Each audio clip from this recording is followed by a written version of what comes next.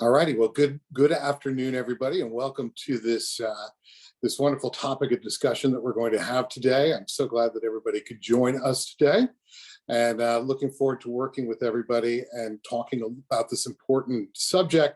Of course, here in Florida, we fully understand the need for resiliency and energy security after going through a multitude of different hurricanes, different storms, different floods, and all sorts of things that have affected this.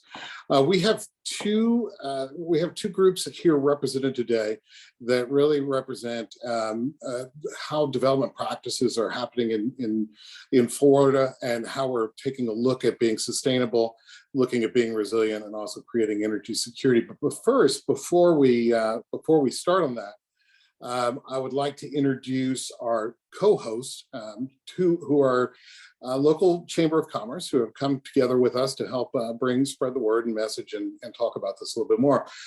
First of all, just a quick welcome from Bob White, who is the Executive Director of the Charlotte County Chamber of Commerce. Bob? Hey, Alan. Good afternoon, everyone. First, I just wanted to welcome everyone and also say that the Charlotte County Chamber of Commerce is thrilled to be able to collaborate with the Chambers for Innovation and Clean Energy and be part of this very important webinar. And we also felt it was very important that we would put this message out to our entire membership so they can get this information and be informed and better educated how we navigate and move forward with some of the things that we're going to hear from our expert panelists today. So again, thank you for making me a part of this, and we're happy to be here. Thank you very much, Bob. And then for a little bit more extended period of time, because if we're in Florida, your chances are you've been to Sanibel and Captiva Island and understand the beauty and how much of a treasure this is. During the last hurricane season, we obviously had took a direct hit, and the damage there is really non-comprehensible. It's so extreme. So wanted to turn this over just a little bit to Callie Johnson, who is the owner of Bailey's General Store. I think fourth generation owner of that, but she's also the chair of the Islands of Sanibel and Captiva Chamber of Commerce. Callie, can you just give us an update? It's been 4 or 5 months now since Ian came through. How are you doing, and how has reconstruction started or happening in your community? Thanks, Alan. Glad to be here this afternoon. And I do want to apologize on behalf of John Lai, who's our chamber president, who usually handles this stuff and probably will do a little better job, but I'm going to do my best John Lai impersonation. Like Alan, you said, I'm a fourth generation owner operator of Bailey's General Store. And then we also operate the Island Store on Captiva. Both of those stores received damage from Hurricane Ian, and Bailey's has actually suffered such severe damage that we're not going to operate for the foreseeable future as we rebuild from the ground up. And the reason that has been decided is because while we might be able to band-aid the repairs that we need for the store, the best thing we could do is think of how to be more resilient. So that's why this Zoom today is so important to me personally, as well as professionally, and of course for the chamber. To give you a little bit of history about Bailey's, my great-grandfather started it as a packing and shipping facility in 1899. Obviously, we're a grocery and hardware store now, and that's changed to adapt to the needs of the community here on Sanibel and Captiva. Pre-storm, we went on a kilowatt diet, which means we evaluated our energy usage. As a grocery store, we're a heavy energy user, and we wanted to make sure we were doing the best for our community that we could, being out here on a barrier island. And we made a lot of changes, decided that we wanted to go solar. So we had a solar farm installed on the top of our shopping center. So that would be on top of Bailey's, both the general store and the hardware store, as well as on top of our offices. And at the time, we had plans to expand into the parking lot to provide solar shade structures. During the hurricane, we had water intrusion in the form of storm surge to 6 to 8 feet, depending on where you were in the store. Personally, for me, that was extremely impactful to see the results of it. The water pushed our hurricane rated front doors in, and you can see where the lock was just bent. So that was extremely impactful, and I'd be happy to talk more about the impacts of the storm. Our TPO roof was ripped off into different places, and that ended up affecting our solar panels on the roof, which did extremely well. And we were incredibly impressed with the products and the installation of the folks that helped us. So if anyone's interested, I'd be happy to share the names of those people. The really interesting thing was that the roof failure caused panels to rip off, but the panels that are still installed really only had damage from flying debris. So you can see spots where there's a hole in a solar panel from something going through it. We plan on rebuilding much more resiliency into our future building, and that's going to start with tearing the store down to the ground level, which is really sad for our community and our family, but a necessary process to do the right thing for the next 100 years, for my future, for my kids' future. And that includes raising the building to a second story to have shopping available even right after a storm in the future, hopefully. We also plan on adding in new solar and continuing the idea of solar shade structures in the parking lot so that we can meet our energy demands as a full-scale grocery store. Before the storm, we were producing about 20% of our electric needs. And after the storm, we'd like to be able to, the goal is to have 100% of our needs met. I'm not sure if that'll happen. With that, and Alan, I think I covered everything, unless you have any other things you thought of for me. How is the chamber and the overall community doing right now? That's a good question. The chamber is busier than ever because right now that's a central force in uniting the community. The community, like everybody in the surrounding areas, is grieving, is focused on rebuilding, is trying to plan for resiliency. So the chamber is actually a part of a resiliency committee that hasn't been named yet, that's going to help plan for future incidents like this so that we can be best prepared. And is there, with membership in the chamber, I mean, obviously almost every member got impacted on this. How is the chamber working with those businesses to just help stay alive for the next foreseeable future? I mean, to kind of be blunt on that, but yeah, of course. And also the other question I have about the chamber is, I know when you're coming into the island, there's the chamber offices right there. Are we close to, how did they fare, and when will they be back open, do you think? The chamber offices are right where a really impactful video was taken of the stop sign going underwater. So the entire first floor got water, and the contractors are rebuilding that building. It should be completed soon, probably, if not this month, within the next couple months. And I know they're really looking forward to be able to get it back into their offices. And we're excited to be able to have a place for businesses to go and just show up with whatever they need for the day. John's great about being flexible and just meeting people where they are. The business community as a whole is kind of in a couple different situations. There's businesses that can reopen right away, and I'd like to welcome you all to come visit us and see what things look like.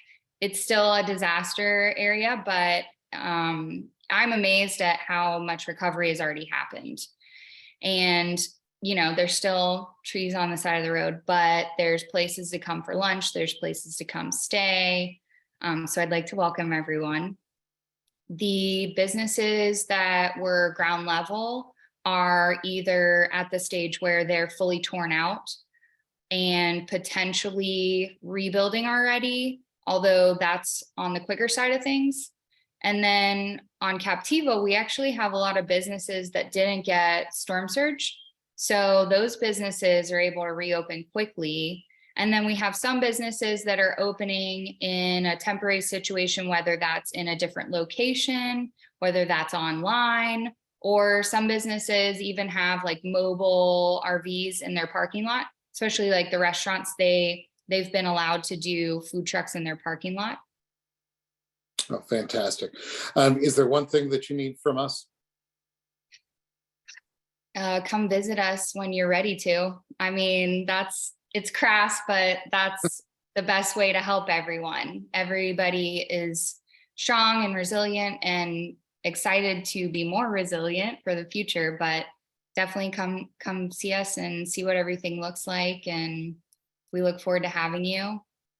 I also want to thank the Chambers for Innovation and Clean Energy for hosting this timely discussion. Obviously, this has underscored the need for this, and I'd like everyone to know that we're continued to prioritizing resiliency as we rebuild. Well, thank you very much, Callie, and we appreciate it. If there is any questions for Callie or Bob, and if you're in that area and not a member of either one of those chambers, make sure that you join those chambers when you get an opportunity to do that. But thank you very much for co-hosting, helping get the message out, and embracing what we're working to do with clean energy, resiliency, sustainability, and all the other aspects of it. So with that, we are going to go ahead and start our program. And if I could get Ross and Lucien and Lisa to go ahead and put your cameras back on, and so we can go ahead and start this. And I'm gonna start with Ross, and Ross is with Avalon Park Group. Lucien and Lisa are with Babcock Ranch, and really this program started because the stories coming out after Hurricane Ian about Babcock Ranch were just absolutely phenomenal. And I'm sure many people have seen their story on 60 Minutes and in other places. Now we get a real update to what we're doing. And then, of course, Avalon Park Group has been in Florida and developing in Florida since the 90s in their first area in Orlando. They're in Daytona Beach and Tavares and Wesley Chapel, and really have we're on the forefront. Both of these developments are on the forefront of a new age type of development. So, Ross, I'm going to start with you. But for those of people that are maybe unfamiliar with either one of you, can you give a brief overview of the developments that you have going on right now in Florida? Sure. Good afternoon, everybody. Ross Halley with Avalon Park Group. We have several developments, typically large master plan communities. Our most mature is in East Orlando, Avalon Park. That is just shy of 2,000 acres, 4,800 homes, and 750,000 square feet of commercial. We have a similar size project, less mature, in Wesley Chapel over in the Tampa area. We've just broken ground on the town center, but same program, 4,800 units, just shy of 2,000 acres. 2 years ago, we purchased 3,000 acres in Daytona Beach, adjacent to the Margaritaville development, if anyone's aware of that neighborhood. We have yet to break ground there, but also it's a plans primarily on traditional neighborhood development principles, mixed uses. Being the newest of the purchases, the other two large communities that I mentioned were purchased in the late 80s. So it takes some time to get through that development. This being the newest, it is, the planning is similar, but a lot of the other principles, sustainability principles, low impact development principles, trying to implement those in that project, in addition to all the other sustainable approaches that we take to development. Thank you. Lucien, Lisa, who would like to take the overview question? I'll start. I'm Lucien Pierce, Vice President of Economic and Business Development, Babcock Ranch, and Kitson and Partners. So while many of you might have heard of Babcock Ranch, what you may not know is Kitson Partners is the development company similar to Avalon Development Group, who is developing Babcock Ranch. We are a full service development company that builds residential and mixed-use communities as well as a retail portfolio. We have about 1.5 million square feet of retail shopping centers across the state under our ownership and management. We also have several mixed-use projects, what I call our bell cow or our flagship project I'm sitting at today, which is Babcock Ranch. It's 18,000 acres that we hold, 19,500 units, 6 million square feet of commercial. We're located just northeast of Fort Myers. For a frame of reference, Callie, I haven't met you before, but thank you so much for sharing your story. Please know that we think of you and your neighbors every single day at Babcock Ranch. We are about 30 miles northeast from where Callie is in Sanibel. We are America's first solar town, which is what we have been known as for about 16 years, right up until September 29th, when we became known as one of America's most resilient towns as a result of Hurricane Ian. Lisa, did you have anything else to add on that? I mean, that was pretty comprehensive. Yeah, I would just say that, this was really the desire to be resilient started from the very beginning of the project. We had focused on a lot of different things, but, it started with the preservation of the majority of the ranch. But then during that year of going through and seeing if it was going to be possible to get the entitlements that were going to be necessary in order to move forward with the project, we had community planning meetings where workshops and people came in, and the question from us was, what kind of town do you want to live in? And that produced these like 75, I'm not kidding, I just called up the document, 75 key planning strategies out of all these things that people said they wanted. And resilience was very high on that list. And also, the environmental sustainability. And really resilience for us was a key part of that sustainability, because there's nothing sustainable about homes and buildings that keep ending up in the landfill. The storms were going to be coming. We knew that. We thought there was a market for that as well.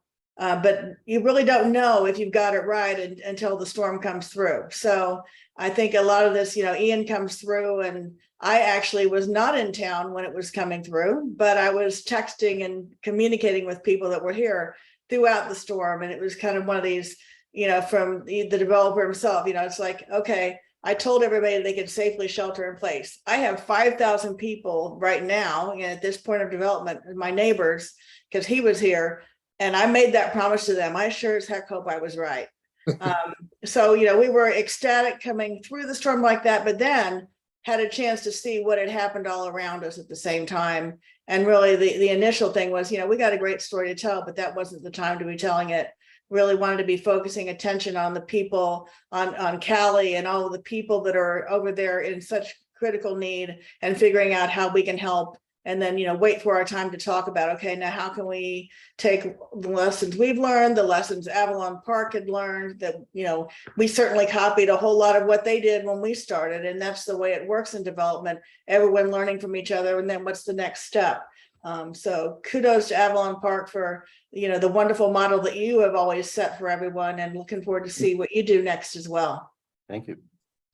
One of the things, and this wasn't, we've talked about this a little bit, by Babcock Ranch being able to stay online and be so resilient, that you actually been able to help be kind of a center point for a lot of the community. People that were hit could come to the community as well. And one of the interesting stories was about how the gym wasn't necessarily ready per se, but it became ready pretty quick, and really was a beacon for the rest of the community. Can you just talk very briefly about that?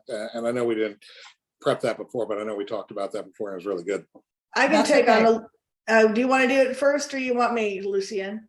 I'll give the background, and then you can give the resident experience. So Okay. The field house actually came about, 4 years ago. We started thinking about it, and it was really in response to what's missing. At the school, we had a desire for increased athletic facilities, but also we were very conscious of the fact that the entire region had a significant deficit in shelter funding. And one of the things that we learned, and that we all know, is the worst thing that you can do is have something you're depending on in an emergency and never utilize it. So for example, if you're getting ready to evacuate in advance of something, you want to make sure your car works. So you're probably going to drive that car every day. You're not going to leave it sitting in the garage unattended, unused for some amount of time until the day you need it and hope it works. So we partnered with the state of Florida, the legislature. They approved $8 million in funding for the construction of emergency shelter. We matched that with $10 million of investment of our own to create this regional storm safety emergency shelter. 40,000 square feet, can house over 1,300 people. And we created it in a town that has no need for that shelter. As Lisa just mentioned, all of our residents were able to shelter in place. So we were able to create that capacity for the rest of the region.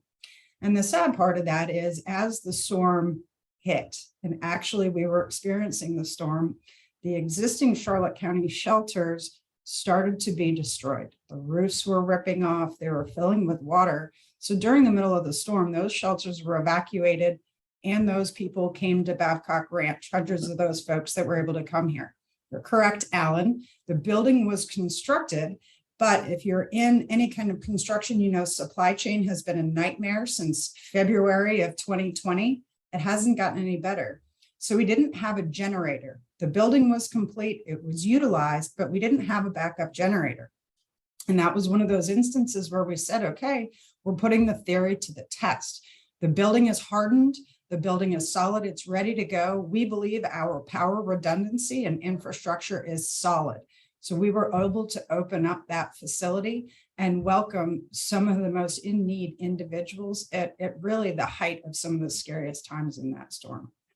Fantastic. That's a perfect example of how these efforts really can benefit the region as a whole, not just the individual development that's going on.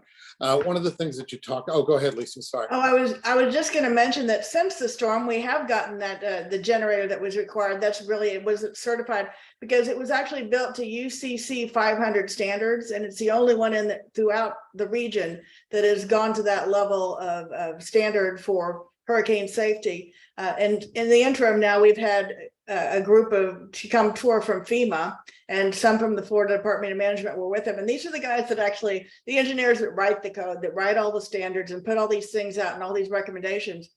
And they were like kids in a candy store looking at that shelter, because they'd never, they write all these things, but they'd never seen anyone actually implement everything that they were recommending to the letter. So it's been kind of fun to show off that shelter. And we sure hope we don't have to use it often, but when we do need it, it'll be there. Absolutely.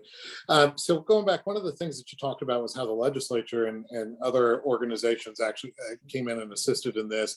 I know there was a lot of conversations, but when both of you first started out, the conversations about resiliency, sustainability, clean energy really were almost non-existent. Can you talk about, maybe Ross, you start out, how has the conversation changed, the kind of focus on these topics changed over the past 20, 30, 40 years that you've been in Florida building and developing? Ross?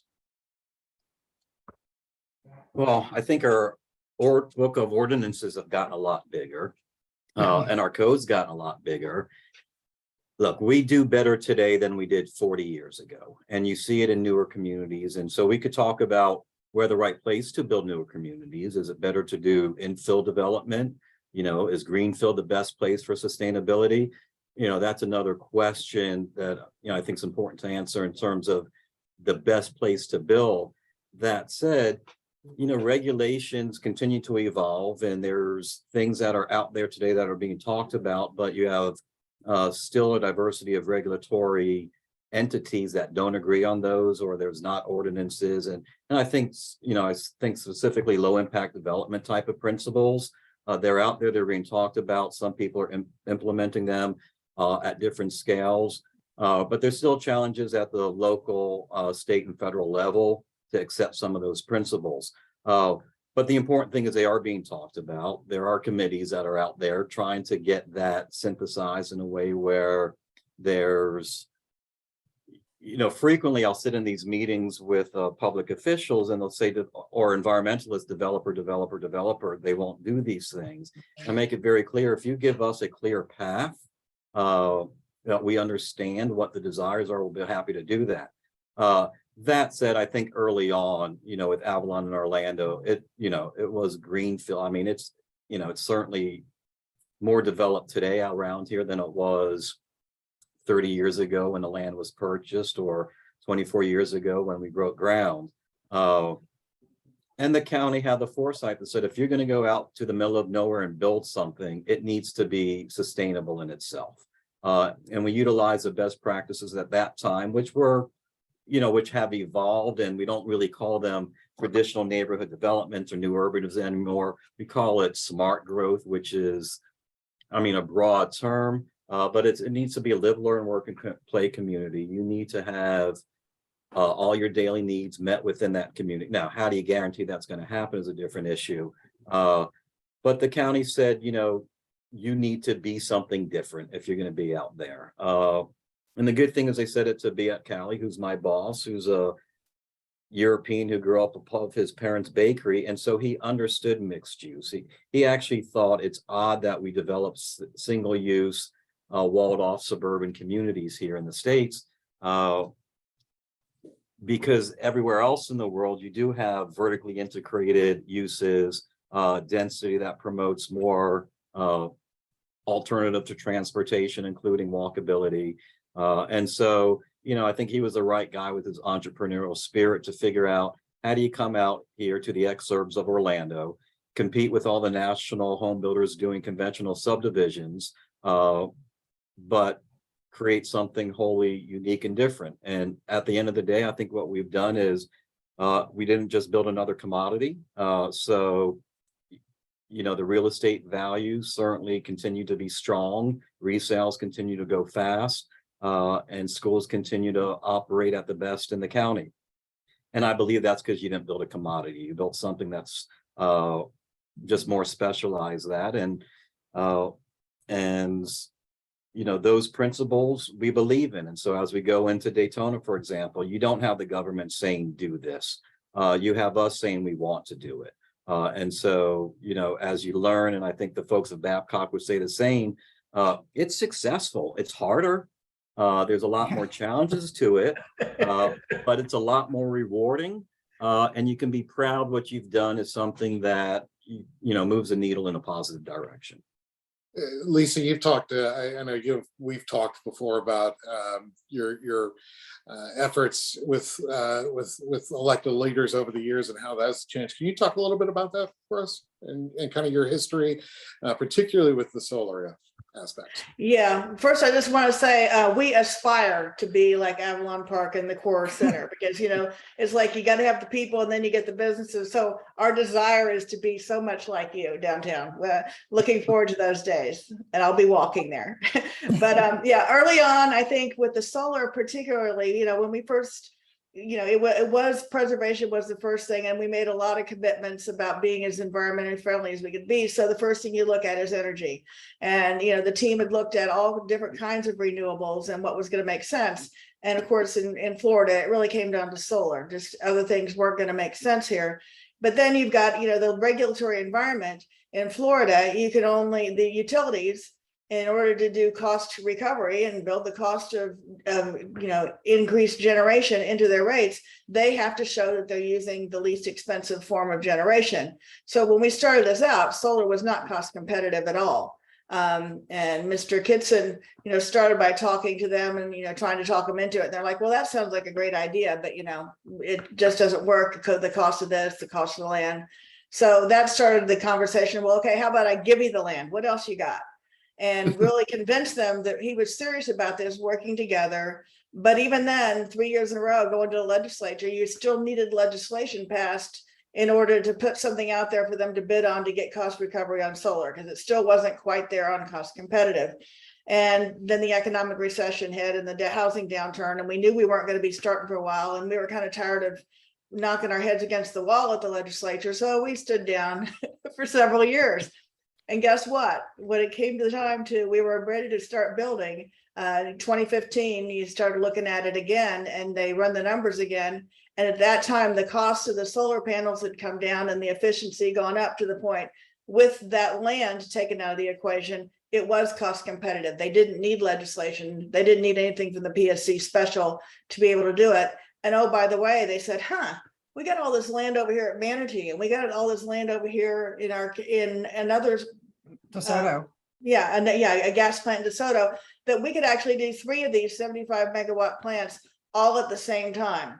So all of that came online in 2016 because they it was cost competitive on the land that they had and the land that we had provided. And then it's continued to get more cost competitive to the point where now they're doing these all over the state. And that includes buying the land, they're able to do it. So that was a big, tipping point, I think, for solar in Florida. Before that, the largest was 10 megawatts. And suddenly we had 375 megawatts come online all at the same time. So many people think of solar with houses as being the rooftop solar.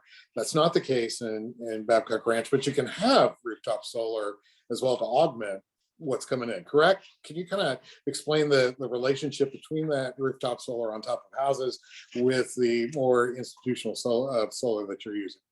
Well, absolutely. And basically it comes down to this.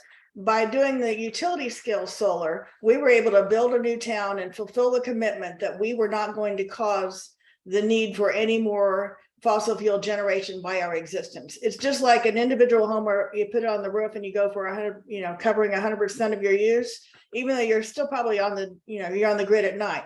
But so we were covering the full footprint with that utility scale. For the people who live here, they're paying the same rates. They're FPL customers like anyone else outside of here. A lot of people outside of here also get the power from our solar field.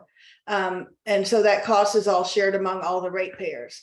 But what happens is then, you think, well, yeah, my footprint's covered, but gee, now I also want to maybe make that investment and eventually be not paying that bill, or I want to have my own battery backup in my garage just in case.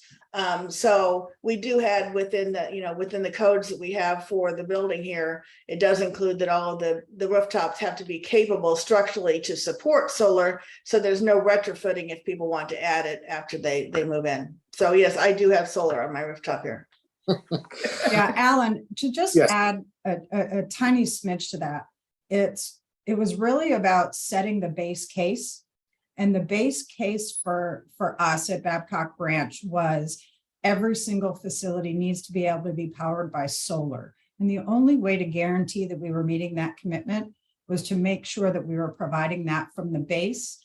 And then our view is any additional incremental investment by individual homeowners is a net gain towards a potentially net zero community. Gotcha. Ross, are you saying consumers, home buyers, people moving in, looking for more sustainable resiliency in their homes that they're buying today?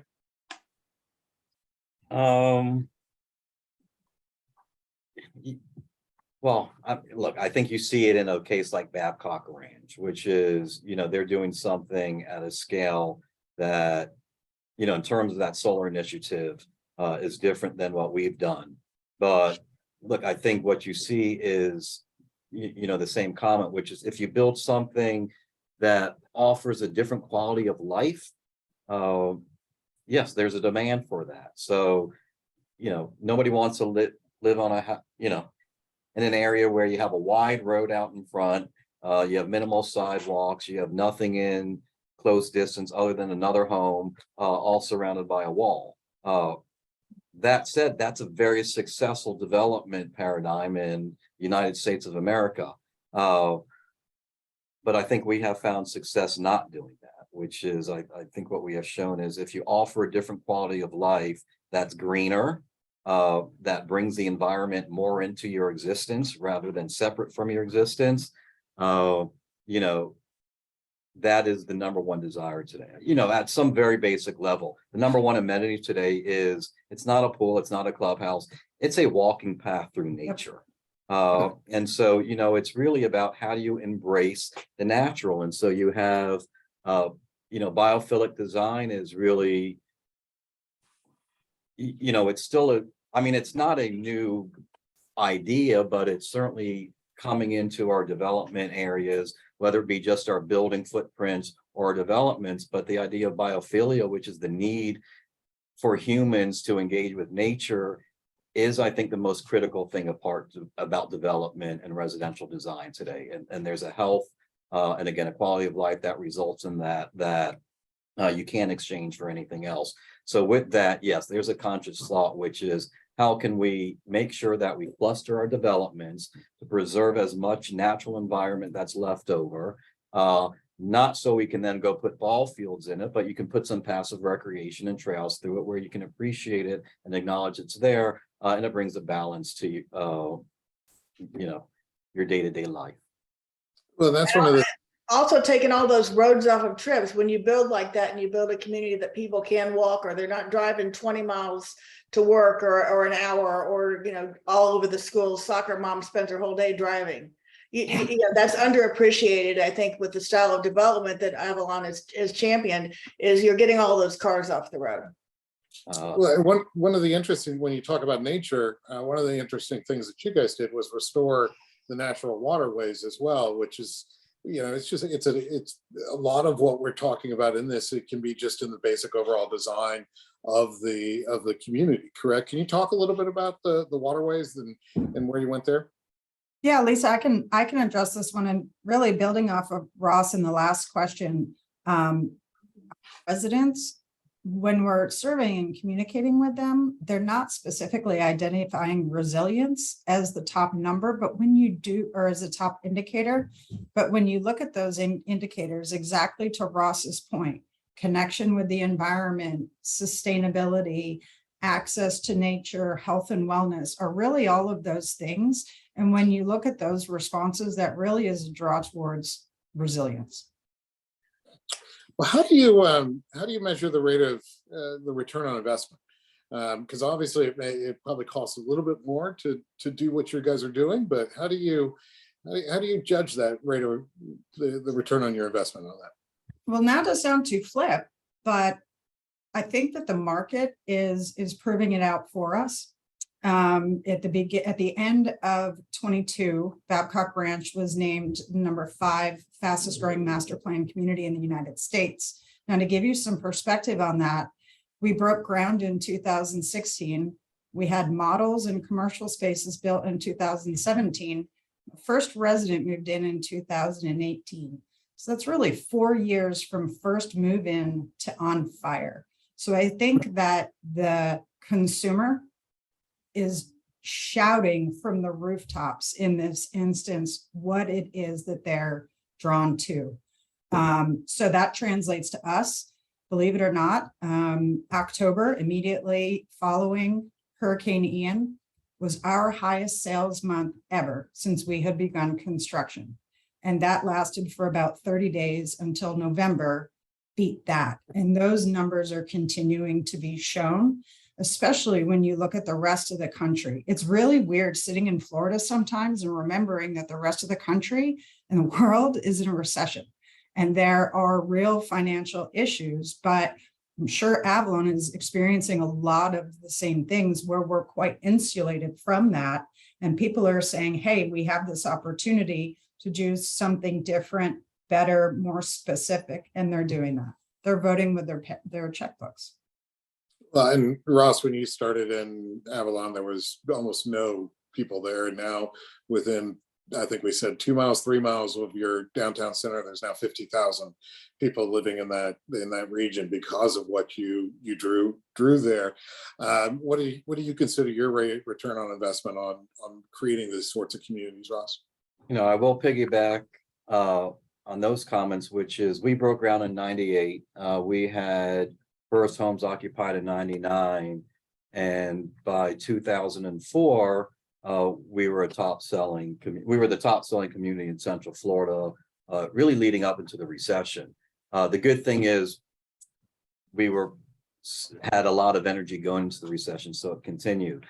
Look, the ROI, we typically measure it in dollars and cents. And,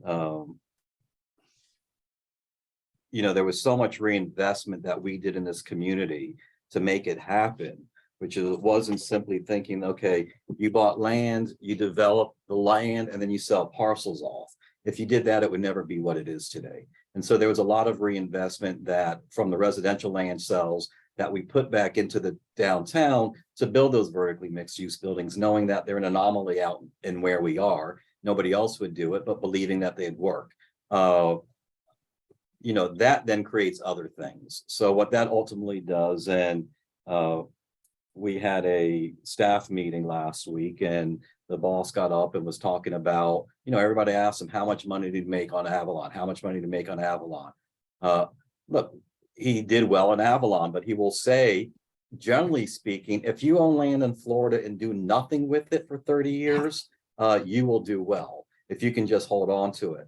But what he said more importantly is there is no R&I on affecting the way people live and giving them a better way to live than what we've done. And so it's everything from, back to parents being a chauffeur. The schools are in walking distance. There are shops and retail in walking distance where you have young kids not isolated in their house all day after school.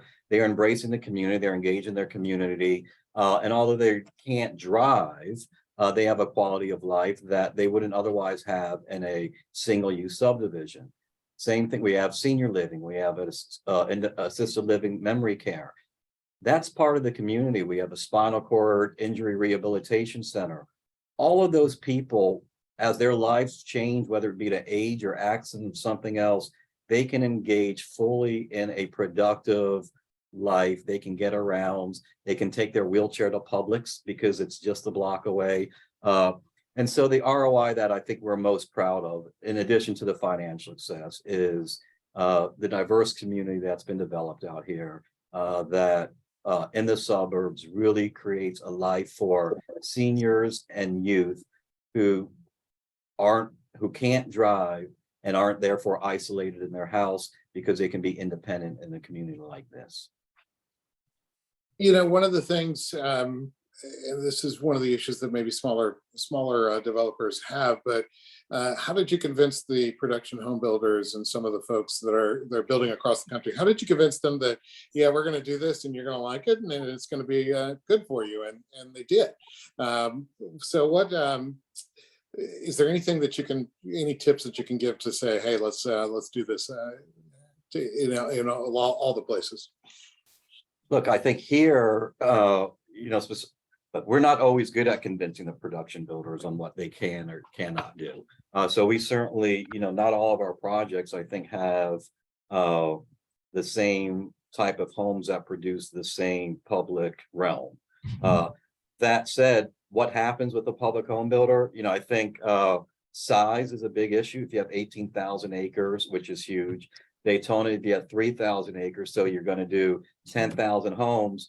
At that scale, I think you have a dialogue you can have with the production builder to work on new product that they don't have that they can justify building. If you're doing a 100-unit subdivision that you want to be niche and unique, the production builders will never get there because it's not that. So I think scale is important. More importantly, for somebody else to come in first and show something can be successful.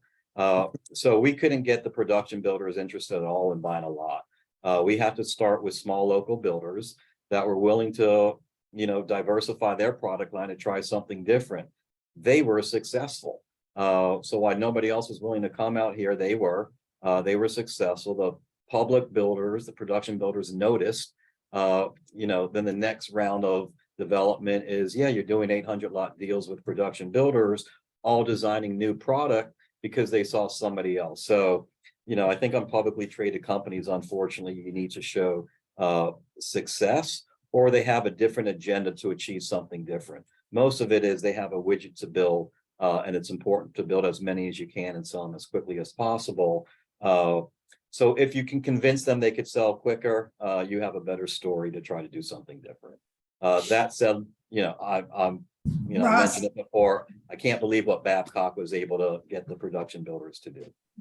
Well, Ross, thank you very much for that. And you're exactly right. In an industry where you have industry historical high margins, profit margins, there's a perception that the machine's not broken. So there's nothing to fix.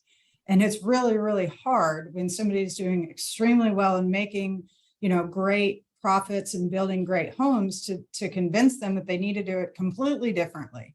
So thank you very much for your faith in us. But quite honestly, on the bulk of the 18,000 acres, aside from some architectural standards, some minimum green building above code requirements, as a whole, the public builders are doing what they do. And we were frustrated with that as well. We started exactly the same way you did, Ross. We had to look at some regional and some local builders, small lot package deals to really create that momentum before the big builders came. But then we took it one step further because we were still not ecstatic at the level of innovation that we were seeing. We had to put our skin in the game. We took 11 lots on one street. We ate the cost of the value and the development of those lots. And we approached 3 builders, Lennar, Pulte, and Meritage, and said, we will give you these lots if you construct 2 homes that incorporate all of the innovative practices that you have looked at in your company. So that might be photovoltaic roofing shingles. That might be alternative air conditioning systems, forced air systems, power walls, alternative irrigation systems, different plant materials. Take all of that and put it into this one row. We'll study that. We will expose it to the community and residents. We'll gather that feedback so we can gauge how much buyers know that they want this kind of thing.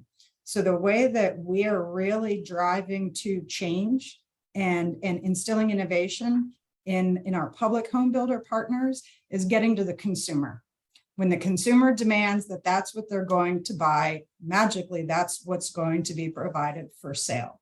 So we're really taking that approach is showing that this innovation and this investment in different or slightly more expensive because of significant increase in resilience value is manageable by buyers and it's desired by buyers.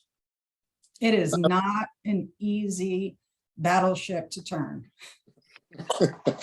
No, absolutely. So we have a couple of questions in our Q&A that I wanted to bring up to your attention. Lisa, let's start with you. One of them talked about, the goal is not require any new fossil fuel generation at Babcock, but apparently there may be some fossil gas that's being used there as well.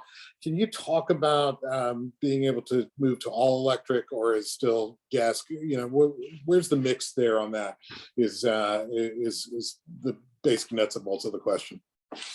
Yeah, that's an interesting one, because when we were starting this out, all the Florida the green building codes all recommended gas, because when you compare the efficiency of certain appliances, a gas stove set per se is so much more efficient than electric. It takes a lot less natural gas to heat it than it would natural gas to create the electricity that had to be generated in order to do it on an electric oven.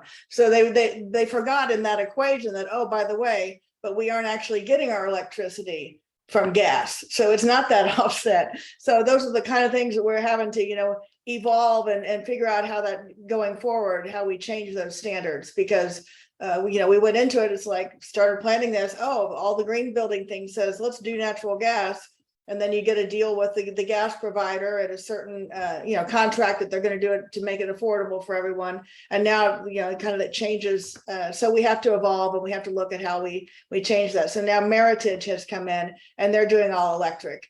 And we're looking at, how do we evolve those green building standards as well, because we work with what is called for by the Florida Green Building Coalition. And part of that is, okay, you guys need to consider that, is maybe you don't give points to the builders for their certification for natural gas if they're in the community that has all solar electric. So those are kind of the things that you have to deal with and evolve and learn as you go. Interesting. Well, one of the things I'm going to go ahead and ask this one, because we've had a lot of discussion on this. Nobody wants regulations. Nobody wants government to come in and say, this is how we do this. Are we seeing, even in local municipalities, that effort starting to take place? Or is it really right now we're looking and seeing the development community start figuring out the ways to do this and leading the charge and coming up with those standards on their own? I think we hope that it's the latter. I think that the whole idea from the beginning for Babcock, the goal, this is all stuff that was done through public and private partnerships and just deciding that this was the right thing to do. And again, starting with wanting that preservation, but also wanting to show that it works in the marketplace. Because to be a model, you need people to follow you. people aren't going to follow you if you aren't financially successful. So the whole idea is, how do you do this in a way that people will look at it and say, hey, I can do what's right for the environment. And oh, by the way, it's good for my bottom line. And that's really where you're going to get the movement, as opposed to coming in with prescriptive, you do this, this, and this. I mean, it's the same reason we went with Greenbelt, Florida Greenbelt instead of LEED. LEED has very prescriptive this, this, and this. And guess what? It's all aimed at keeping the cold out. Not an issue here. So it's a lot of wasted money. So if you leave it to the marketplace to decide, and for, as Lucienne said, for the consumers to decide what's important to them, and educating them on how they benefit from it, I think you get there faster than putting it into regulation and just raising the cost without understanding the benefits. Completely agree. Okay. Ross, I'd love to hear this. I am 100% confident that Babcock Ranch could not have happened in any county in Florida, certainly not any county in the country. It certainly takes a jurisdiction that is open to embracing innovation and allowing you to fail at your own expense, but allowing you to try and providing you that relationship that allows you to try new things. We could not have done Babcock Ranch in every county in the state of Florida. And Ross, I invite you to share your thoughts on that. Yes, we can't do in Lake County what we do in Orange County. I mean, roads are, we need roads, but do we need them as big as they are? No. And so, the goal, because of that infrastructure, is not great environmentally. The runoff is not good. The cost of them is expensive to maintain. Look, Lake County wants them bigger than Orange County. It's crazy. What Lisa said, the world's biggest it is all about a destination? public-private partnership at these large-scale communities. When you want to do something that is different, either you're asked to do it different originally, like we were, or now you want to do it differently. You're not going to hire some consultants to go in to talk to staff and get it done. What it takes are the principles of the public sector and the principles of the private sector to sit down and say, look, together we can do this. Together there's going to be a lot of money spent here. Let's figure out the best way to spend it. Let's figure out what you guys can do. Let's figure out what we can do, and let's figure out how to maximize that dollar for the benefit of the public. So I think a lot of it is, it's not about knocking you over the head with regulations. There's never consistency in them. Right. It's not even state. I mean, we talk about, it's not like I can't do this in South Carolina, but I can do it in Florida. I can't do this an hour away from where we're doing it. So, the regulations are always going to be a hurdle to overcome, but you overcome them by public-private partnerships where you find the win-win. And if there's a win-win, or the goal for a win-win, where it's not developers just trying to get wealthy at, on the people's dollars, then I think you can make change. And so where we have been able to do that, and it's at the larger scale. So, the community in Lake County I talk about, it's a 150-acre community. Still on a 150-acre community, you can do a nice, I don't know how many people are aware of Seaside, is sort of where the T&D thing started with the Truman Show. But that's a relatively small parcel of land. It's like 100 acres, but it has all the mixes that you could want in a small little village. So you can create a village on 150 acres if you can get there. But unfortunately, it takes the larger scale developments to get there. Because I think ultimately it's like business. Most of our country is made up of mom and pop shops. Most of our developed areas made up of smaller subdivisions. It's unfortunate that they have a disadvantage to follow whatever good or bad regulations they are because of their scale. So if you can work, if you can show some success at a larger scale, get some things changed that are otherwise atypically prohibited or typically prohibited, then I think you lead a path for other people, even at smaller scales, to use what you've done as an example to say this was successful, this is good, nobody's died, no fire trucks haven't, didn't make it to a house. We can implement these things. So we've only got about 5 minutes left. I do have one quick question in here, and I've got one other question that I want to ask after this one. So real shortly on this, there was a question in here about the water equation, potable stormwater irrigation, water source and sewage scenarios. What conservation measures are in place to reduce demand on the aquifer and preserve quality and quantity of water? I know we talked a little bit about water flow. Any short little snippets on what you guys are doing in the water realm? Yeah, reuse. Yeah, Who's that? reuse, 100% reuse. We have our own water wastewater utility.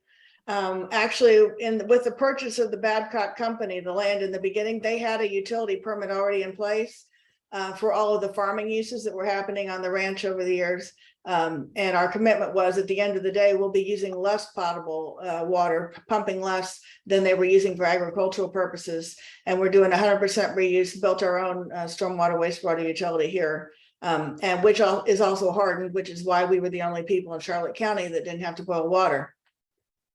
Well, I think for us, look, we don't have our own plant. We're regulated to use the reuse provided by the local jurisdictions. But to the extent that we can, and I'm talking more about the newer developments, because Avalon, what's left in Avalon is, it's 12 acres. Now, it's $100 million project for those 12 acres, but it's only 12 acres, and we'll do these. But it's the principles of low impact development principles to the extent that you can implement them. And there's a builder hurdle in that too. The St. Augustine grass is a problem. The water usage, right? That's what has exponentially changed our water usage in America over the last 40 years. Builders tell you they can't sell a house without St. Augustine grass. Well, in Florida that they can. Obviously, if you go to New Mexico, you don't have grass. But here, there's expectations of certain landscaping. It's usually invasive species. It's not native. It's St. Augustine. The amount of water that uses, the amount of fertilizer and pesticides that it then uses that then run off into your water system is a problem. So both water quality and usage is a problem in that. So, I think there's one really low hanging fruit here, which is if you did nothing else to help the water quality and water usage, it is to get to a different landscaping palette in your communities. Now it's a lot more than landscaping. It's a lot more than the bush, but plant native species that don't need to be irrigated, native grasses that don't need to be irrigated, don't need to be fertilized. And then I think you actually help that water quality. Now, you don't get credit yet for it, but you help it. so let me get, Absolutely. And that's just real quick, that is what we have done here. We have 75% of every home landscaping has to be native. You can only have 30% in grass. All of the verges have native. We have 90% in public areas. It's all native landscaping. So that has made a huge difference. well, we only got about 1 minute left, so I'm not gonna be able to get to the last question. I would just one more time just say thank you to all of you guys for participating. We truly do appreciate you spending an hour talking about the best practices. And we appreciate it, and we want to make sure that anybody can reach out to us at there's my email addresses, of course, and Ann's email address, who's my partner here in Florida. Please reach out to us. Let us know how we can help you. Let us know if there's anything for your chambers that we can present programming like this for you as well. By all means, thank you, Bob from the Charlotte County Chamber of Commerce, and of course, Callie and John from the islands of Sanibel and Captiva Chamber of Commerce. We wish you all the luck with that. I think we are right at 2 o'clock, and I appreciate it. And thank you very much for your time today. Thanks, everyone.